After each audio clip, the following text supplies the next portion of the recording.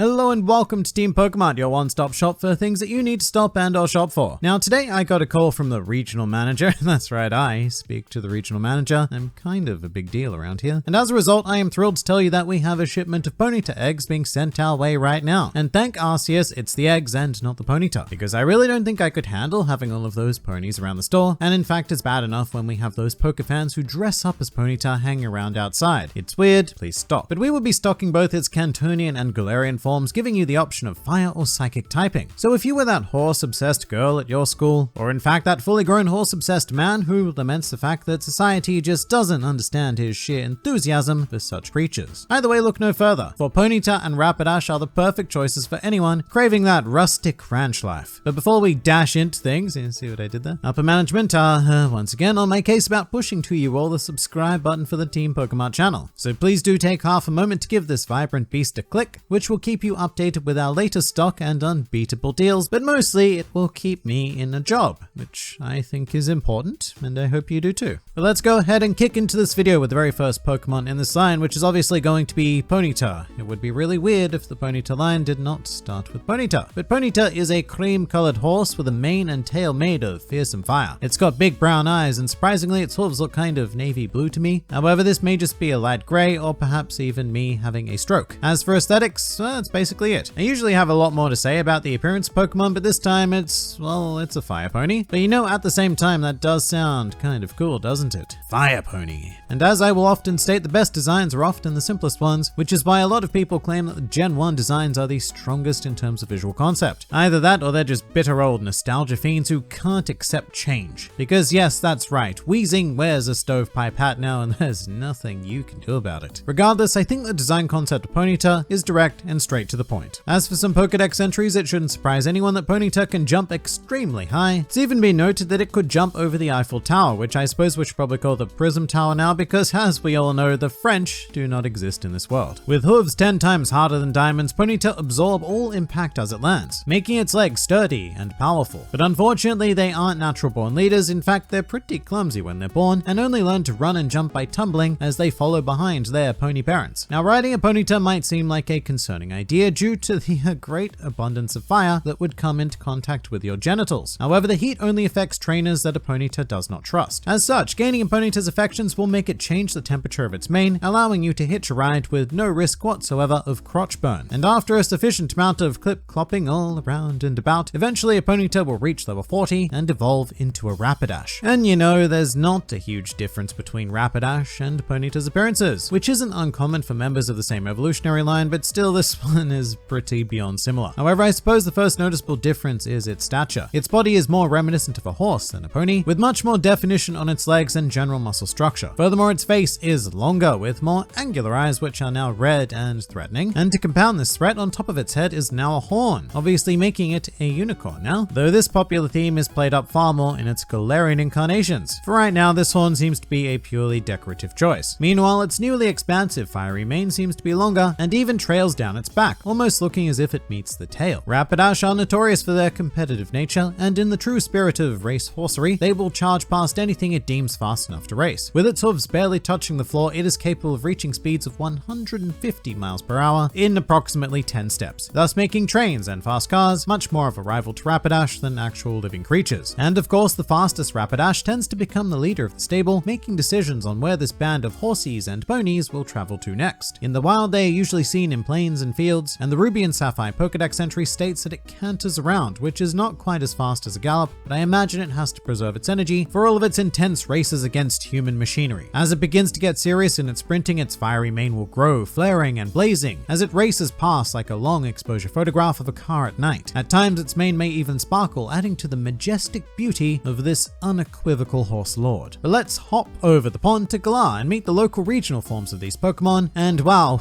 we've made some changes here with Galarian Ponyta. No longer a fire-type, Galarian Ponyta now inhabits the psychic realm for a start, and if you anticipated it would be a fairy-type by first glance from its design, well, you're definitely not alone, and that's very much the general direction we'll be traveling down eventually, but not quite yet. So straight away we have a whole new color scheme for this form. Its body is bright white with purple hooves which match its new unicorn horn. Its eyes are still big, only this time they are blue in color and extra kawaii in nature. The most striking alteration though is its fluffy, cotton candy looking mane, made up of of pastel purple and a light neon teal, and the same purple colors are present on its ankles. And a truly useless observation would be that its overall stature is just a little bit shorter than its Cantonian cousin, which may add to the mystical, fairy-like aesthetic it seems to be going for, like some sort of dainty horse nymph. But Galarian Ponyta's horn has been recorded to hold special healing properties, and in fact by simply allowing the Pokemon to rub its horn on you, these powers will heal any small wounds you may have, which is the first and only time that you, dearest customer, should allow a strange creature to rub its horn all over you. But Galarian Ponyta is thankfully a kind-hearted Pokemon and will look into trainers' eyes to read into their hearts to see what kind of person they are. And should it detect evil, it will run away and hide immediately without so much as a single horn rubbing. But things can of course be taken a step further with the fantastic beast that is Galarian Rapidash. Looking like something straight out of a fairy tale, which is fitting since it's now a psychic and fairy type, it's clear why this Pokemon has quickly become a fan favorite. Once again, we see a bright white coat on a now horse-like body with dark purple hooves, and matching these hooves are both its inner ears as well as its unicorn horn, which is now far more in keeping with its design as opposed to its Kanto form. Rapidash's eyes now have a much more smug, wise, or even content look to them rather than looking angry, and the piece de resistance is its mane. Just look at it. It's the same pastel tones as Ponyta, except it's less of a messy, cloudy cotton candy and more sleek yet still voluminous, with elegant curls at the end. These thick curls continue in its tail hair, and its ankles have almost wispy tufts of purple hair coming off them, kind of like a fairy hobbit horse. There's only 2 Pokedex entries for this Pokemon currently, as it was added quite recently in the Sword and Shield games. However, it is more than enough to give us some unique insights into this majestic being. The Galarian form of Rapidash can be seen dashing around a forest as if walking on air, and this is of course thanks to the psychic power stored within those ankle tufts, because, you know, I suppose that's one place to store your magical power. I mean, I keep mine in my underwear, but who am I to judge a horse for being a horse? Its personality is described as being brave and prideful, which probably explains why its eyes give off that smug look that still, albeit passive-aggressively, screams, "Don't F with me, son." And I wouldn't want to, believe me. Going up against Rapidash's Psycho Cut would be foolish, painful, and potentially existence-ending. But now that we've looked into each evolution extensively, let's go on to the prominent trainers who use them in battle. And starting with the anime, in episode 32, the gang meets Lara, a Southern Belle Pokemon rancher who wants to ride her Ponyta in the Big P Pokemon race in order to defeat her Dodrio riding rival Dario. Filthy Dario. Unfortunately, Lara injures her arm later in the episode due to a Tauros-related incident at the ranch, and leaving Lara unable to race. However, for some reason, Lara manages to convince Ash to ride in her place, a 10-year-old boy who has never ridden anything aside from Misty's bike, which he ruined. So I don't see what could possibly go wrong with having him become a last-minute professional jockey, but because this is Pokemon we're talking about, Ash does race and eventually even catches up to Dario, after which point Ponyta surprises everyone by evolving into a Rapidash out of pure determination to win the race, meaning that Ponyta did all the work here and Ash was just sort of there. As for the game, starting with Red and Blue, Cinnabar Island's fire-type gym leader Blaine has both a Ponyta and a Rapidash on his team. However, in Pokemon Yellow, only the Rapidash makes it onto his new team. That or the old Rapidash got canned and the previous Ponyta became a replacement Rapidash. So many options. Also, Flannery, everyone's favorite tsundere leader and gym leader of Laveridge Town, has a Ponyta on her Pokemon Emerald rematch team. This Ponyta is present in the second rematch, but evolves into a Rapidash by the third. Sinnoh's Elite Four member Flint starts off his battle with a Rapidash and continues using it in his rematch battle too, showing that this horsey line, no, not the horsey line, I meant horsey with like a